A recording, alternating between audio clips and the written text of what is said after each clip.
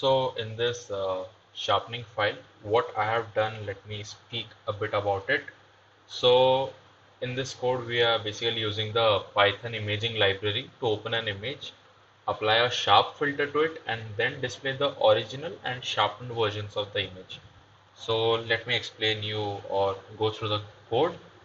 So the libraries we have used is from PIL import image and from PIL import image filter. So from PIL import image is basically a class from Python imaging library which is used for image manipulation, and from PIL import image filter is a module from PIL which contains various image filtering functions. So how can we open an already existing image?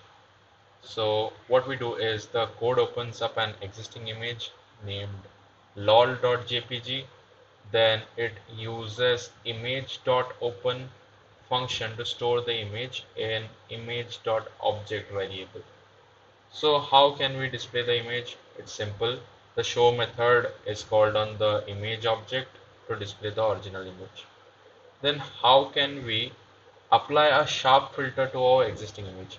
So basically there are two consecutive sharpening filters that apply to the original image, and sharpening filter enhances the edges and fine details of the image. So we have used sharpened 1 and sharpened 2 in our code. So what does sharpened 1 do?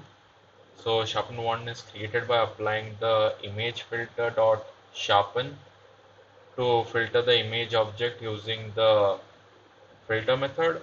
And what does sharpen 2 has done? It is created by applying the image filter dot sharpen filter to sharpened 1. So what does it actually mean? This means that the image is sharpened again, further enhancing to the existing edges.